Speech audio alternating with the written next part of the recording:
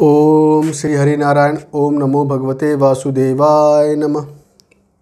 नमस्कार दोस्तों, आप सभी का स्वागत है भाग्योदय ज्योतिष केंद्र के इस वीडियो में।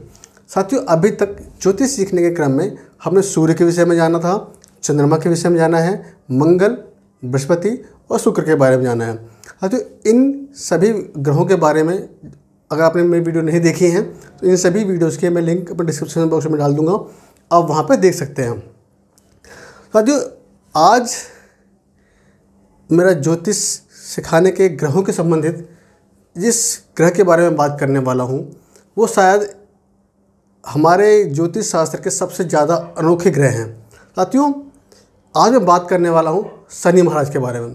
साथियों, शनि महाराज को सबसे ज़्यादा विचित्र ग्रह माना जाता है। साथियों, जब हम बात करते हैं किसी भी ग्रह के बारे में तो जो हमारे पौराणिक कथाएँ हैं और जो आज कथाएं हैं उनमें बहुत ज़्यादा समानता होती हैं।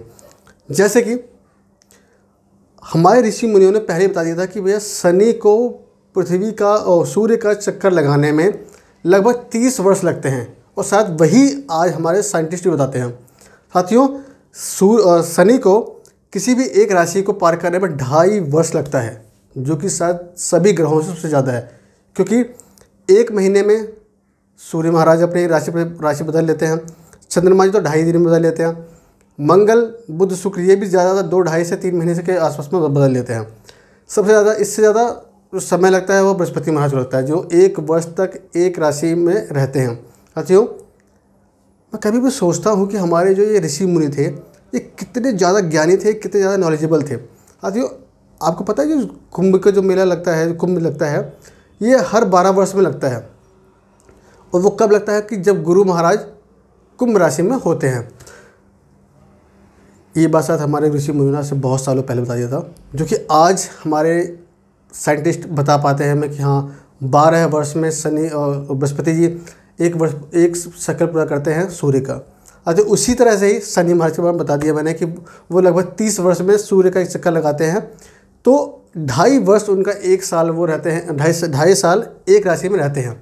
तो किसी भी जातक के कुंडली में अगर एक राशि में 2.5 साल रहते हैं तो किसी भी जातक को प्रभावित करने वाले, सबसे ज़्यादा प्रभावित करने वाले भी ग्रह शनि महाराज ही हैं। साथियों, जब भी हमें किसी इवेंट को देखना हो कि वो इवेंट किसी भी जातक की कुंडली में कब घटेगा या कैसा घटेगा, तो हम 2 चीज़ देखते हैं। एक तो ट्रांजिट देखते हैं और एक दूसरा दशा देखते हैं। ट्रांजिट में भी हम सिर्फ 2 ग्रहों को देखते हैं, शनि और बृहस्पति जी को, और दशाओं के तो हम खेल जो है वो हम जब आगे बात करेंगे तब बताता रहूँगा आपको मैं। साथियों, शनि के बारे में जानने से पहले आज थोड़ा सा हम बात करते हैं उनसे संबंधित जो पौराणिक कथाएं हैं उनके बारे में। साथियों, शनि महाराज को सूर्य का पुत्र कहा जाता है और शनि महाराज सूर्य को अपना परम शत्रु मानते हैं। साथियों, अब यहाँ थोड़ा सा एक बात समझ में नहीं आती, कोई पिता अपने पुत्र को शत्रु कैसे मान सकता है और कोई पुत्र अपने पिता को शत्रु कैसे मान सकता है। साथियों, इसके पीछे लंबी सी कहानी है, कोशिश करूँगा शॉर्ट में समझाऊँ।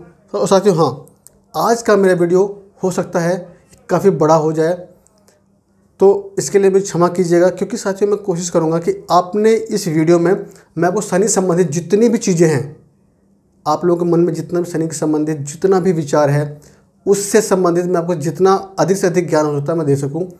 साथियों, शनि का नाम सुनते ही लोग पागल हो जाते हैं कि शनि भाई 7.5 आ गई, ढैया आ गया, अब क्या होगा।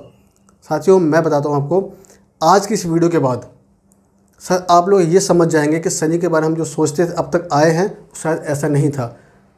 और शनि शायद सबसे बुरे ग्रह नहीं, शायद सबसे अच्छे ग्रह हैं। बस डिपेंड वो ये करता है कि आपके कर्म कैसे हैं। साथियों, ज़्यादा लंबा ना करते हुए हम आगे बात करते हैं कि शनि संबंधित जो पौराणिक कथा है उसके बारे में।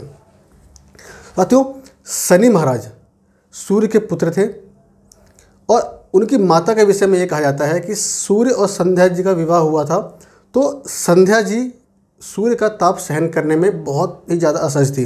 तो उन्होंने क्या किया, अपना एक क्लोन। साथियों, बताइए आज से कितने वर्ष पहले हमारे रिसर्चर्स, साइंटिस्टों, हमारे ऋषि मुनियों ने क्लोन का जिक्र किया था।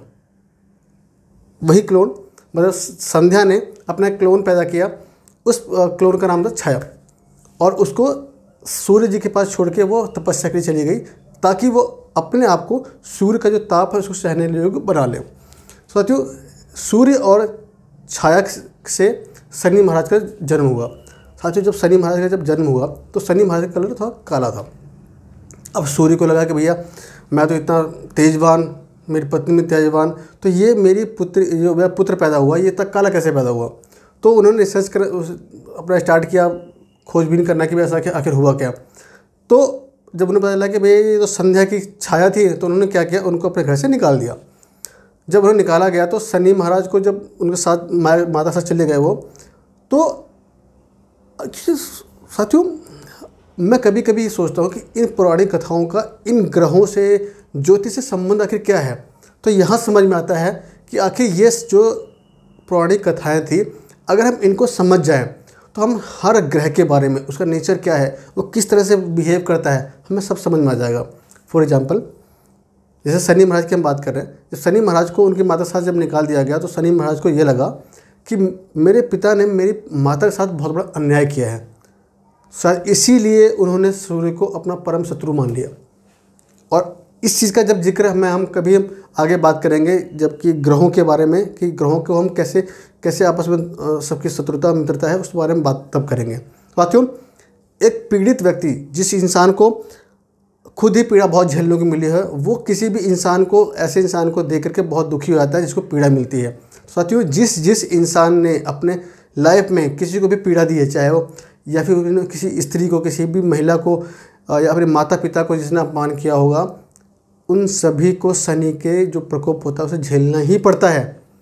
साथियों अब हम ज़्यादा बात ना करते हुए अब हम बात करते हैं कि शनि आखिर किन किन ग्रहों, किन किन चीज़ों के मालिक हैं, वो कौन कौन सी चीज़ें हैं जो शनि के अधिकार क्षेत्र में आती हैं, और वो क्या दान है जो अगर हम करते हैं तो शनि महाराज सबसे खुश हो जाते हैं, और मंत्र आदि के बारे में हम बात करेंगे। साथियों पहले बात करते हैं कारक के बारे में। साथियों जितनी सारी बुरी चीज़ें होती हैं उन सबके कारक शनि होते हैं। शायद ज़्यादा हो गया साथियों, लेकिन जितनी चीज़ें अच्छी होती हैं उन सबका कारक भी शनि ही होते हैं। बस वो डिपेंड करता है कि आपका कर्म कैसे हैं। साथियों जब भी मैं बात कुंडली करता हूँ, ज्योतिषी करता हूँ, तो हमेशा याद रखिएगा 95% जो होता है वो आपकी कुंडली बताती है, लेकिन 5% जो होता है वो आपके कर्म बताते हैं कि आपकी ज़िंदगी कैसे होने वाली है। और साथियों मेरा विश्वास है कि जिस इंसान ने अपने 5% को संभाल लिया वो 95% को भी संभाल सकता है। बस उसे सही मार्गदर्शन की ज़रूरत है, सही एडवाइस की ज़रूरत है। साथियों कहते हैं ना कि एक खिलाड़ी कितना भी अच्छा खिलाड़ी क्यों ना हो, जब तक उसे सही गुरु ना मिल जाए वो सिर्फ इधर उधर शॉट मार के आउट होता रहता है। साथियों उसी तरह से चीज़ें हैं ये, आगे बात हम इसके बारे में कभी करते रहेंगे। साथियों शनि आयु के कारक है, कष्ट के कारक है, मृत्यु के कारक है, रोग के कारक है, गरीबी के कारक है, सेवक जो हमारे जितने भी क्लास 4 एम्प्लॉय होते हैं उन सभी के कारक शनि महाराज हैं। हमारे लाइफ में जितनी भी रुकावटें आती हैं चाहे किसी प्रकार की हो, लोग कहते हैं कि मेरा बनते बनते काम बिगड़ जाता है। अब शनि देखिए, आपको जरूर उसका फल जरूर आपको कहीं ना कहीं उसका सलूशन दिख जाएगा। जेल होना ये सभी शनिगत का क्षेत्र में आता है। संन्यास, साथियों शनि के बारे में ये कहा जाता है कि इस संसार में उनसे बड़ा सन्यासी, उनसे बड़ा वैराग्य धारक कोई भी हुआ नहीं है। तो वो वैराग्य के भी कारक है। यम मतलब मृत्यु के कारक में आगे लिख दिया है। कार्यों में विलंब होना ये सब शनिगत का क्षेत्र में आता है। साथियों क्यों ऐसा क्यों कहा गया कि कार्यों में देरी होना कभी शनि कारक हो सकते हैं। साथियों सबसे बड़ी बात तो ये है कि शनि सूर्य से सबसे ज़्यादा दूर है। वो 30 वर्ष में शनि का वो चक्कर लगाता है, मतलब सबसे ज़्यादा देर। इसीलिए शनि को मंद कहा जाता है, शनिश्चर कहा जाता है, मतलब जो धीरे धीरे चलने वाला। कई जगह तो ऐसे भी उदाहरण मिलते हैं कि शनि महाराज का एक टांग शायद टूटी हुई है, इस वजह से भी शायद धीमे धीमे चलते हैं। साथियों शनि महाराज से संबंधित एक मेरे को और विवरण याद आया। साथियों कहा जाता है जब रावण ने, जब उसके पुत्र मेघनाथ जी पैदा होने वाले थे, तो एक्चुअली साथियों मैं सबके आगे जी इसलिए लगा देता हूँ, वो सब अपने आप में जो थे वो थे। उन सबका अगर हम एक बुरा पक्ष देखें तो हो सकता है उन सबका बुरा पक्ष था, लेकिन इनके अंदर कुछ अच्छाइयाँ भी थी, तो सबको सम्मान देना चाहिए। और ख़ास तौर पे जो व्यक्ति इस संसार में नहीं है उसकी तो हमेशा सम्मान देना चाहिए। तो जो अब बताइए, अब देखिए कि जब मेघनाथ पैदा हुए थे तो रावण जी इतने बड़े ज्ञानी थे, उन्होंने क्या किया, सारे ग्रहों को उठा करके एक ही भाव में रख दिया था। कहा जाता है कि सिर्फ किसी कुंडली में एक 11वां भाव ऐसा भाव होता है कि वहाँ पे सारे ग्रह चाहे कैसे भी हों, वो खराब हो, अच्छे हों, बुरे हों, जैसे भी हो, अगर सब 11वें भाव में आ जाएं तो वो सबसे ज़्यादा शुभ फल देते हैं। तो रावण ने क्या किया था, वो सारे ग्रहों को 11वें भाव में रख दिया था। लेकिन शनि महाराज ने कि जो टेढ़ी चाल होती है ना, जो टेढ़ी दृष्टि होती है, उस दृष्टि से उन्होंने उसके 12वें भाव को देखा था। उसी वजह से उसको मृत्यु प्राप्त हुई थी। तो शनि महाराज मृत्यु के कारक भी हैं। तो अब हम आगे बात करते हैं कि शनि महाराज वो कौन कौन से व्यवसाय हैं जो शनि महाराज देते हैं। जितने भी क्लास 4th एम्प्लॉय होते हैं वो सारे शनि महाराज के दिए हुए होते हैं। सरकारी नौकरियों में जो क्लास 4th के संबंधित जितने भी काम होते हैं, या जो सारी जो जनता होती है, वो सारी जनता भी शनि महाराज से ही देखी जाती है। साथियों, तपस्वी, जितने तपस्वी मिलेंगे आपको, जितने साधु संत मिलेंगे, उन सब में कहीं ना कहीं शनि उनका जरूर स्ट्रांग होता है, या फिर शनि उनका प्रभाव जरूर करता है उसमें। जुआ खेलना, जल्लाद आदि जितने भी काम होते हैं वो सब शनि महाराज देते हैं। अब साथियों हम बात करते हैं वो रोग कौन कौन से हैं जो शनि महाराज हमें देते हैं। मानसिक रोग, दांतों संबंधित रोग, लकवा, कान से कम सुनना। साथियों अगर मैं शनि महाराज के जो रोग हैं उनको यहाँ लिखना स्टार्ट करता तो बहुत ज़्यादा लंबी लिस्ट बन जाती और मेरी वाइट बोर्ड वैसे ही भर जाता। साथियों मैंने कुछ जो इम्पोर्टेंट थे वो लिख दिए हैं मैंने। साथियों अब यहाँ बात आता है कि शनि महाराज इतने ही वो थे तो उनके संबंध में क्या दान करें ताकि लोगों को उसका बेनिफिट मिल सके। साथियों लोहा, काला कपड़ा, काली गाय या घोड़ा शनिवार को दोपहर में दान करने से शनि महाराज से संबंधित जो कष्ट होते हैं वो काफ़ी कम हो जाते हैं। साथियों शनि को कर्मफल दाता कहा जाता है। ग्रहों में वो उनको न्यायाधीश का पदवी मिली हुई है। जितना भी आप कर्म करते हो, चाहे अच्छे या बुरे कर्म करते हो, उन सभी का लेखा जोखा शनि महाराज के पास होता है और डिपेंड आप पे करता है। आप कर्म अच्छे हैं तो आपको अच्छे फल मिलेंगे, बुरे हैं तो बुरे फल मिलेंगे। साथियों अब वो मंत्र कौन सा है जिसका शनि महाराज से हम संबंध बना सकते हैं। साथियों मैंने अपने जितने भी ग्रहों के बारे में बात की है उन सभी मैंने वेद व्यास से द्वारा लिखित 9 ग्रह सूत्र में से ही उनके मंत्र दिए हुए हैं। साथियों वेद व्यास जी को भगवान विष्णु का अवतार माना जाता है और उन्होंने आज तक 18 पुराणों को उन्होंने रचना की थी। तो उन्हीं में से 9 ग्रह सूत्र में से शनि महाराज का जो मंत्र है वो नीलांजनम समाभासम रवि पुत्रम यमागजम छाया मार्तन संभूषम तम नाम शनिश्चर। साथियों इस मंत्र का जाप करते हैं तो आपको बहुत अच्छा फल मिलता है। साथियों और एक बात वेद व्यास जी की हुई तो वेद व्यास जी के बारे में कहा जाता है उन्होंने 18 पुराणों रचना की थी और उन 18 पुराणों को जो रचना की थी उनका एक उन्होंने सार बताया था। उन्होंने क्या कहा था, 18 पुराणेषु व्यासस्य वचनम द्वयम परोपकाराय पुण्याय पापाय पर पीड़नम। और साथियों वो शनिदेव जी के महाराज के जो कर्म है का फलदाता जो उनको पदवी मिली हुई है उस पर बहुत ज़्यादा सूट करता है। साथियों उस श्लोक का मतलब है वेद व्यास जी ने जो 18 पुराणों की रचना की थी उनमें उनके 2 बात मुख्य थी। जो उनका सार था वो 2 बातों में था। एक, किसी को ऊपर जो उपकार करते हैं हम, परोपकार है पुण्य है, किसी के ऊपर जो हम परोपकार करते हैं या किसी की हम मदद करते हैं उससे बड़ा दुनिया में कोई पुण्य नहीं है। और पापाय पर परिणाम, इस संसार में सबसे बड़ा पाप ये है कि आप दूसरों को पीड़ित करें, दूसरों को परेशान करें। साथियों ये था शनि महाराज के बारे में। साथियों अब हम थोड़ा सा बात मैं करना चाहूँगा, सबसे बड़ा जो विषय होता है शनि देव महाराज जैसे नाम आता है, लोग 7.5 ढैया शनि की दृष्टि, इसे इतना परेशान हो जाते हैं। साथियों मैं मानता हूँ कि आज ये होता वीडियो बहुत लंबा हो जाए, लेकिन मैं चाहता हूँ कि आज शनि देव महाराज के बारे में जितने भी मेरे पास ज्ञान है वो सब मैं आपको दे दूँ, ताकि जब बात शनि देव की हो तो आपके पास इतना कुछ बोलने के लिए हो कि अगला बंदा ये समझ जाए कि हाँ आपको नॉलेज है। साथियों अब हम बात करते हैं आखिर 7.5 होती क्या है।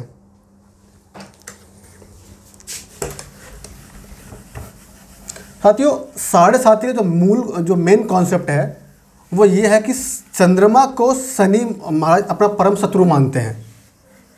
तो अब होता क्या है कि शनि महाराज जब गोचर में, जैसे फॉर एग्जांपल लेते हैं कि किसी भी जातक की एक कुंडली है,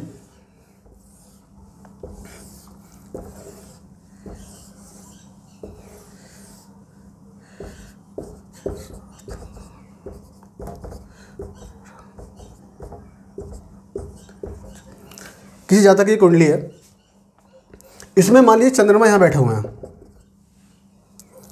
तो साथियों शनि महाराज के साढ़े साथी और ढैया का जो मेन कॉन्सेप्ट है वो किसी जातक के नेटल चार्ट से लेना देना कुछ नहीं है कि शनि कहाँ बैठे हुए हैं। इसका जो प्रभाव होता है वो गोचर से होता है। जैसे अभी आज के समय में शनि महाराज मकर राशि में है, मकर राशि मतलब यहाँ पर है। तो साथियों अब देखिए ये शनि महाराज यहाँ पर अभी गोचर में है। साथियों होता क्या है कि जब शनि चंद्रमा के आसपास होते हैं, जैसे शनि अगर मान लीजिए यहाँ पे शनि यहाँ पहुँच गए गोचर में, तो किसी भी जातक के कुंडली में साढ़े साथी स्टार्ट हो जाती है। क्योंकि साढ़े साथी इसलिए क्योंकि शनि महाराज 2.5 साल एक राशि में रहते हैं, तो 2.5 साल वो यहाँ पर रहेंगे, अगले 2.5 साल फिर यहाँ पर, फिर अगले 2.5 साल यहाँ पर रहेंगे। तो जब 2.5 साल यहाँ, 2.5 साल यहाँ, 2.5 साल यहाँ, तो 7.5 साल हो जाते हैं। इसी को साढ़े साथी बोलते हैं। साथियों साढ़े साथी आखिर होता क्या है? साथियों साढ़े साथी के बारे में ये कहा जाता है कि साढ़े साथी किसी भी इंसान के द्वारा किए गए कर्मों के उसके फल का भुगतान उससे करवाता है। अब होता क्या है, जब शनि महाराज साढ़े साथी के पहले चरण में होते हैं तो वो क्या करते हैं, वो ये देखते हैं कि जातक ने जो भी कर्म किए हुए हैं वो कर्म किस तरह के किए हुए हैं। तो वो क्या करते हैं, उस 2.5 साल उसको जज करने की कोशिश करते हैं कि उसने किया क्या, अच्छा किया, बुरा किया, क्या किया, जो सब किया, नहीं किया, वहाँ क्या उसे कर सकता था, उससे बेहतर क्या था, उससे बुरा क्या हो सकता था। उसके बाद वो 2.5 साल जो होते हैं, उस 2.5 साल में शनि महाराज उस इंसान को भ्रमित कर देते हैं पूरा कि हाँ आखिर अब वो उसे लगता है कि मैं क्या करूँ, मैं गलत तो नहीं कर रहा, मैं सही तो नहीं कर रहा, कुछ गलत तो नहीं होने वाला है, मैंने गलत तो नहीं कर दिया। इस तरह से उसे भ्रमित करके उस इंसान को मतलब परेशान करते हैं, हाँ उसे बहुत ज़्यादा दिक्कत में लाते हैं कि वो बहुत ज़्यादा डिप्रेस सा हो जाता है, अपने को उसके खुद के ऊपर विश्वास नहीं रहता। वो जब कोई काम कर लेगा उसे लगेगा कि मैं काम सही भी कर रहा हूँ, नहीं कर रहा हूँ, कहीं गलत काम तो नहीं कर रहा हूँ, उसे मतलब इस तरह से उसे भ्रमित सा कर देते हैं। अब होता क्या है, और इसी 2.5 साल में ही शनि महाराज उसको उसके कर्मों का दंड देते हैं। आपने जितना अगर अच्छे कर्म किए होंगे तो हो सकता है आपको साढ़े साथी में ही आपको अच्छे फल मिल जाएँ। और जो अगले 2.5 साल होते हैं, जब शनि महाराज चंद्रमा से आगे पहुंच जाते हैं, तो उसको वो सिखाते हैं, उसको देते हैं शिक्षा कि हाँ आपको इस जगह पे ऐसा करना चाहिए था, या फिर इससे बेटर क्या हो सकता था। यानी कि एक तरह से पहले 2.5 साल जज करेंगे आपको कि आपने कैसे किया, अगले 2.5 साल आपको उसके संबंधित जितने भी आपको फल देने थे वो देंगे, और फिर अगले 2.5 साल आपको वो सिखाते हैं कि आपको कैसी ज़िंदगी जीनी चाहिए, आप इसकी जगह पे ये करते तो कितना अच्छा होता, आप ज़िंदगी जीने लायक बनाते हैं आपको। साथियों अब यहाँ पे मैं ये जो ये बातें उस चीज़ में ये आपको समझाने की कोशिश करता हूँ कि अगर आपकी का कर्म अच्छा है, आपने अच्छे से कर्म किए हुए हैं, तो शायद जो साढ़े साथी जो लोगों को किसी को परेशान करती है शायद वो परेशान ना करें। साथियों मैंने ऐसे कई कुंडलियों में देखा है कि लोग साढ़े साथी में ही अर्थ से मतलब ज़मीन से आसमान तक पहुंच गए हैं, उनकी ऊंचाई इतनी हो गई है, मतलब वो अपने आप में बहुत बड़े बड़े नॉलेजेबल लोग हो गए हैं। तो साथियों आप समझिए कि शनि महाराज ख़राब नहीं है, वो अगर कुछ ख़राब है तो शायद आपके कर्म हैं, अगर आपके कर्म अच्छे हैं शायद साढ़े साथी आपको कभी परेशान नहीं करेगी। साथियों अब साढ़े साथी साथ एक ढैया भी होता है। ढैया क्या होता है कि जब चंद्रमा से शनि चौथे में 8वें में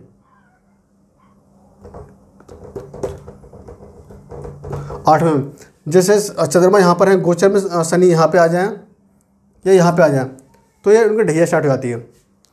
ढैया का भी सेम यही कहानी कॉन्सेप्ट होता है। ढैया दो उसके पाए होते हैं, स्वर्ण पाया, ताम्र पाया, लोह पाया, तो उस पाए के हिसाब से वो फल देते हैं। तो साथियों मेरा मानना साथियों ये है कि अगर आपकी कुंडली में साढ़े साथी चल रही है या शनि की दशा चल रही है तो आप सिर्फ और सिर्फ अपने कर्म पर फोकस कीजिए, गरीबों की हेल्प कीजिए। ऐसे लोग जिनको अपमान मिलता हो उनको साथ सहानुभूति लाइए। अपने साथ जो आपको जितने भी वर्कर्स हैं उनको हमेशा सपोर्ट कीजिए, उनको कोई परेशान मत कीजिए। मैं आपको लिख के दे सकता हूँ कि आपके ऊपर ना शनि का कोई प्रभाव पड़ेगा, इवन आपको बेनिफिट ही मिलेगा। मैं सबका उदाहरण नहीं, मैं अपना खुद का उदाहरण देता हूँ आपको। मेरे कुंडली में 7 साल, जब मैं अभी मैंने 7.5 ख़त्म हुई है और उसी 7.5 साल में मुझे ज्योतिष का ज्ञान भी मैंने अर्जित किया। मेरे को जो काफ़ी सारी चीज़ें वो मिली जो शायद मैं कभी ज़िंदगी में एक्सपेक्ट भी नहीं की थी मैंने। तो वो डिपेंड करता है आपका कर्म कैसा है। हो सकता है अगर मेरे कर्म खराब होते तो मुझे उसके अपोजिट फल मिलते। तो सब कुछ डिपेंड यहाँ पे करता है आपके कर्म कैसे हैं और उसी कर्मों के हिसाब से आपको फल मिलते हैं, चाहे 7.5 हो चाहे ढैया हो। साथियों, आज का ये वीडियो जो मेरे काफ़ी लंबा भी हो गया है, लेकिन मैं काफ़ी कुछ आपको बताने की कोशिश की मैंने। शनि आखिर हैं क्या, ढैया क्या होती है, 7.5 क्या होती है। और साथियों, अब मैं एक बात करता हूँ आपको कि अगर किसी भी जातक के कुंडली में अगर ढैया या 7.5 चल भी रही है तो वो उसे क्या से उपाय हैं जो करने चाहिए जिससे कि उनको लाभ मिल सके। साथियों, पहला उपाय तो ये है, आप अगर आपके पास 7.5 चल रही है या चलने वाली है तो सबसे पहला वो काम ये करना चाहिए कि आपके साथ जितने भी लोग काम करते हैं जो आपसे जूनियर हैं, आप उनसे अपने रिलेशनशिप सुधारना शुरू कर दीजिए। आपने अगर उनसे रिलेशनशिप सुधारना शुरू कर दिया तो आपको वहाँ पे शनि से जो दिक्कत होने वाली थी वो कम होनी शुरू हो जाएगी। उसके बाद दूसरी बात क्या, जितने भी गरीब लोग होते हैं, चाहे वो भिखारी हों, चाहे वो जो फाइनेंशियली बहुत कम लेबर ग्रेड लोग होते हैं उन सब की आप हेल्प करना शुरू कर दीजिए। आप कभी कोई दिक्कत नहीं होगी। कुछ और भी उपाय हैं जैसे कि शनिवार का फास्ट रखना, काले तिल और काले उड़द का दान करना, मंदिरों में दिया जलाना, शनिवार के दिन स्पेशली पीपल के नीचे दिया जलाना। ये सब कुछ उपाय हैं जो शनि अगर आपको ख़राब है या फिर 7.5 चल रही है तो आपको बेनिफिट देते हैं। साथियों, आज के लिए बस मैं इतना ही करता हूँ। बाकी आने वाले वीडियोज़ में मैं कुछ और बातें भी करता रहूँगा जिससे कि आप लोगों को बेनिफिट मिलता रहे। और साथियों, मेरे इस वीडियो से संबंधित कोई भी आपका सवाल हो, कोई भी प्रश्न हो, मुझे ज़रूर लिखिएगा। मैं कोशिश करूँगा उसका आपको सलूशन दे पाऊँ। और साथियों, मेरी एक छोटी सी वीडियो बनाने में बहुत मेहनत करता हूँ। मैं कई बुक्स को रेफ़र करता हूँ, कई बुक्स को पढ़ता हूँ, उसके बाद जाकर आपको एक वीडियो बना के देता हूँ मैं। साथियों, मैं आपसे रिक्वेस्ट करता हूँ कि आप लोग प्लीज़ मेरी मेहनत को अप्रिशिएट कीजिए। मैं जो आपके लिए इतना करता हूँ, और प्लीज़ आप मेरी वीडियो को ज़्यादा से ज़्यादा लोगों को शेयर कीजिए ताकि वो लोग भी सब्सक्राइब करें और मेरे जो इस मेहनत का कोई फल उन लोगों को भी मिल पाए। और कोई भी आपका प्रश्न हो, कोई भी क्वेरी हो, ज़रूर लिखिए। मैं कोशिश करूँगा आपकी हेल्प करने की। और मेरे इस पेज को लाइक कीजिए, सब्सक्राइब कीजिए, और कोई प्रश्न हो जो लिखिए। धन्यवाद।